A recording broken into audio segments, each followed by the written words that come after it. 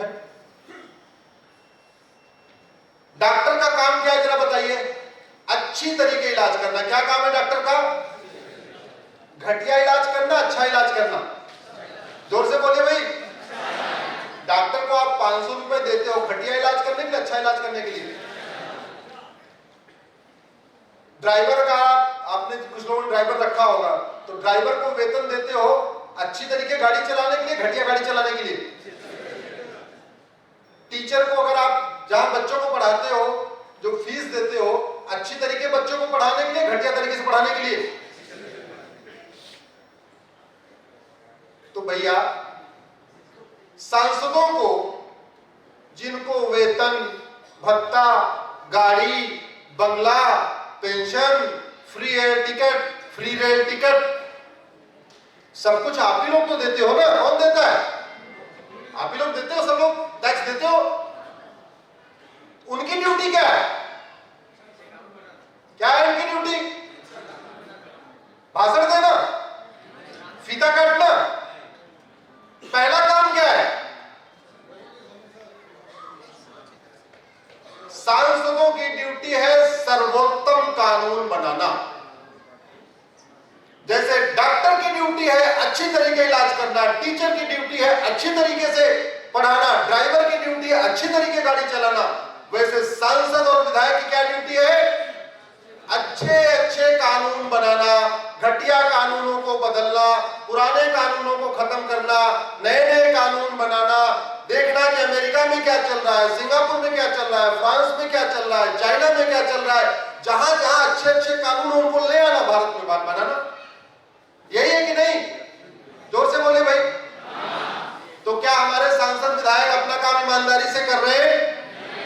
बोलिए जरा जोर से। जो काम अपना ईमानदारी से नहीं करे उसको क्या कहते हैं? बेईमान। कामचोर भी कह सकते हैं। क्या कह सकते हैं? जो आदमी पैसा ले लेकिन काम न करे, हराम का खाए, उसको क्या कहते हैं? क्या कहते हैं? जोर से बोलिए। कामचोर। और क्या कह सकते हैं? तो भैया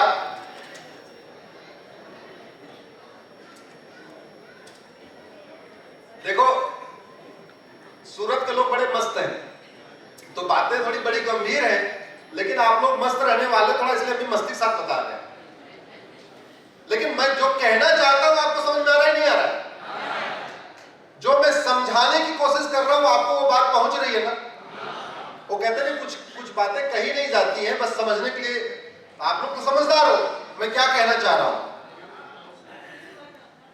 तो फिर वही बात आ गई कि अगर वो अपना काम नहीं कर रहे ठीक से, तो रास्ता क्या है?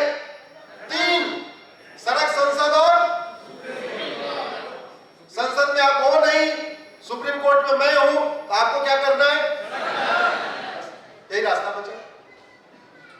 साथियों, इस देश में अगर हमें अलगाववाद रोकना है, मजहबी उन्माद रोकना है, नफरत रोकना है, तो जो सबसे पहला काम करना पड़ेगा, इस देश में समान शिक्षा लागू करना पड़ेगा। सबसे पहला काम करना पड़ेगा, क्योंकि सीबीएसई बोर्ड अलग पढ़ा रहा है लेकिन कोई बहुत घटिया नहीं पढ़ा रहा है, आईसीएसई बोर्ड अलग पढ़ा रहा है लेकिन बहुत घटिया नहीं पढ़ा रहा है, गुजरात बोर्ड जो पढ़ा रहा है कम से कम नफरत तो नहीं पढ़ा रहा है, लेकिन एक स्कूल ऐसा भी है जहां नफरत सिखाई जा रही है। एक स्कूल ऐसा है जहां नफरत सिखाई जा रही है। जब तक आप पूरी दुनिया में, मैं भारत की बात नहीं कर रहा हूं, पाकिस्तान अशांत है, मूल कारण वही स्कूल, बांग्लादेश अशांत है, मूल कारण वही स्कूल, अफगानिस्तान अशांत है, मूल कारण वही स्कूल, इराक अशांत है, मूल कारण वही स्कूल, ईरान अशांत है, मूल कारण वही स्कूल, सोमालिया अशांत है, वही स्कूल, उज्बेकिस्तान अशांत है, वही मूल कारण वही स्कूल। क्योंकि जो पहली जो बच्चे के अंदर जो संस्कार दो ही जगह से आता है, बचपन में माता पिता से और स्कूल से। घर में वो क्या सुनता है, क्या देखता है, वहां सीखता है, और स्कूल में उसको क्या क्या सिखाया जा रहा है, वहां सीखता है। अब घर में भी कुछ सीख रहा है, बाकी स्कूल में सीख रहा है।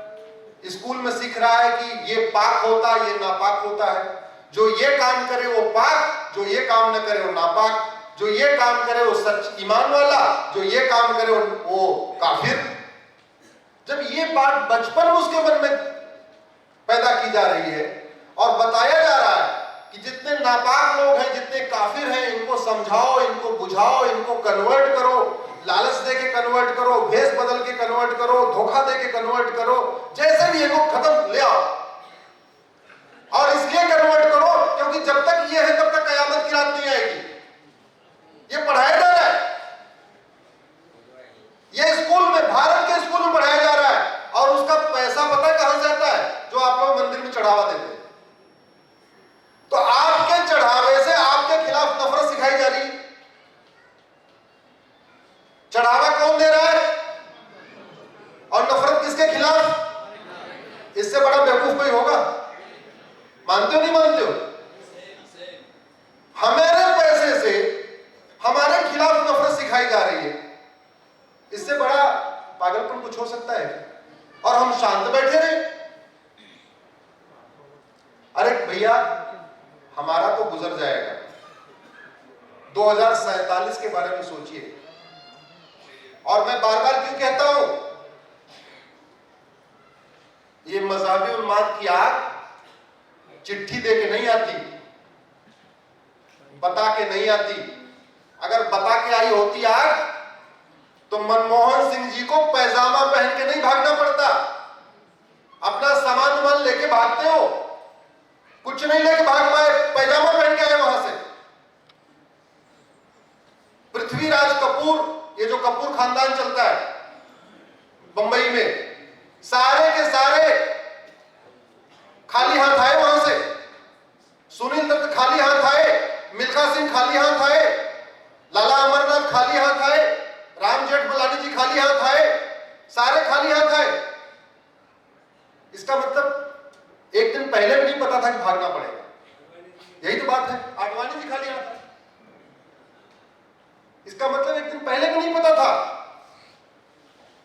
तो जब एक दिन उनको पहले नहीं पता था कि भागना पड़ेगा, तो आपको और हमें 25 साल पहले कैसे पता चलेगा? हम भी तो उसी से हैं, हमारी सोच भी वैसे ही है। हम सोच ही नहीं पा रहे 25 साल के बाद क्या हो सकता है। हम सोच ही नहीं रहे पर्सिया ईरान बना, सोच ही नहीं रहे कह पेशावर बना, कुंभा काबुल बना, कंधार कंधार बना, तक्षशिला रावलपिंडी बना, हम सोच ही नहीं रहे।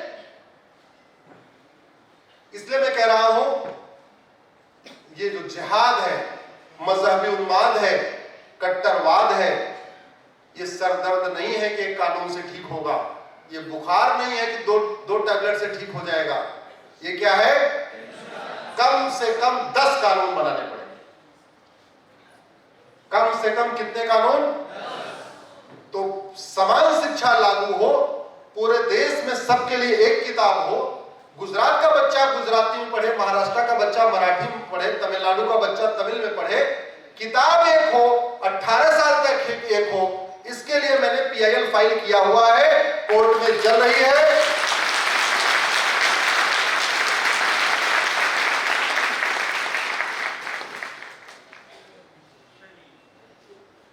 दूसरा, अंग्रेजों ने तो भारत को लूटने और बांटने के लिए बहुत कानून बनाए।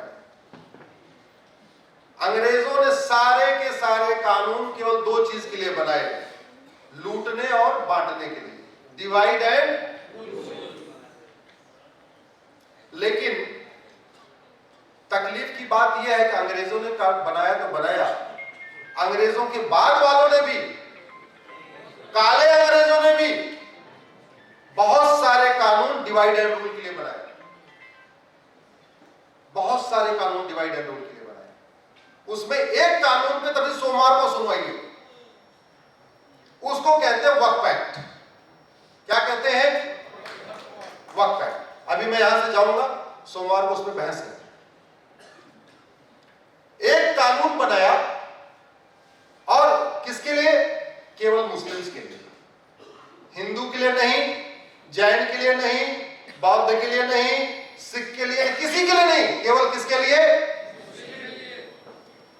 कानून बनाया, वक्फ बोर्ड बनाया, बोर्ड के सारे मेंबर मुस्लिम होंगे, वक्फ काउंसिल होगी, उसके सारे मेंबर मुस्लिम होंगे, वक्फ काउंसिल में एक सांसद होगा, वो भी मुस्लिम होगा, एक विधायक होगा, वो भी मुस्लिम होगा, एक आईएएस ऑफिसर होगा, वो भी मुस्लिम होगा, एक एडवोकेट होगा, वो भी मुस्लिम होगा, एक टाउन प्लानर होगा, वो भी मुस्लिम होगा, एक स्कॉलर होगा, वो भी मुस्लिम होगा, एक मुतवल्ली होगा, वो भी मुस्लिम होगा।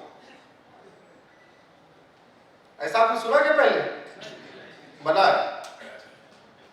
हमारे काले अंग्रेजों ने, जिनको वेतन भत्ता, गाड़ी, बंगला, pension, free air ticket, free rail ticket, VIP सुविधा सब कुछ हमारे और आपके पैसे से मिलती है, ऐसे मक्कारों ने, ऐसे गद्दारों ने, ऐसे देशद्रोहियों ने यह कानून बनाया 1995 में।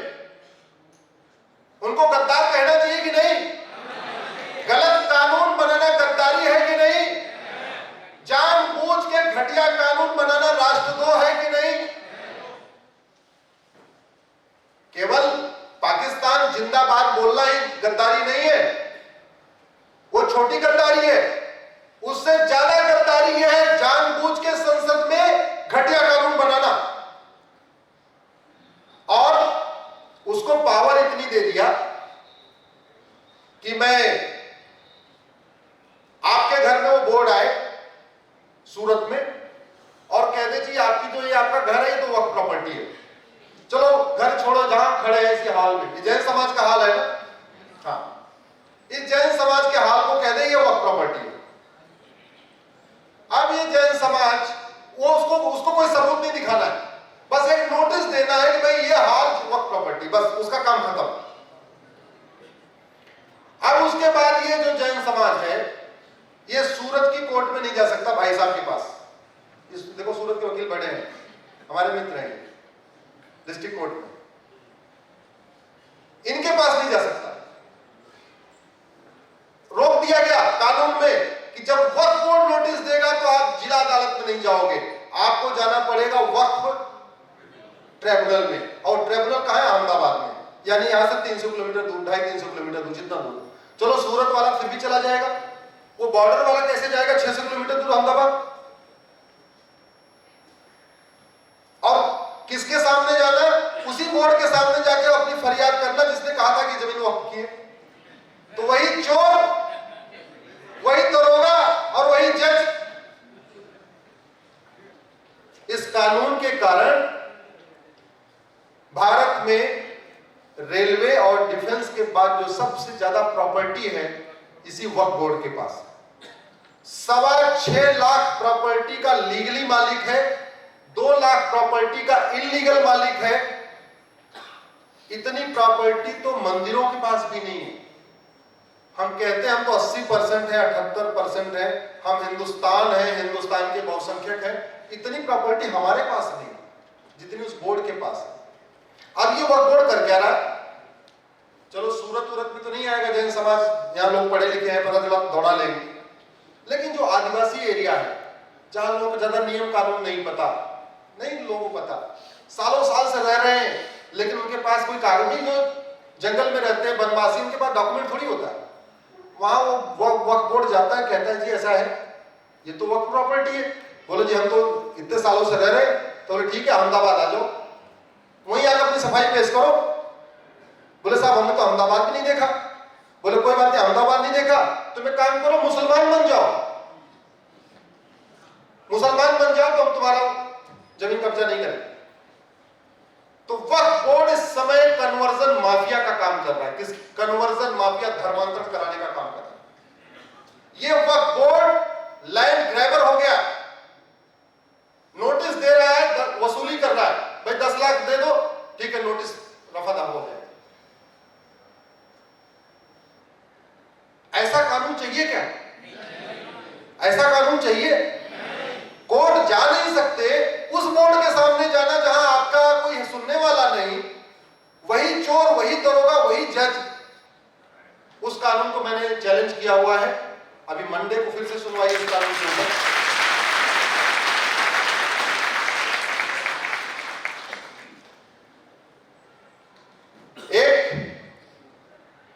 ये 1995 में बना। उसके पहले 1991 में कानून बना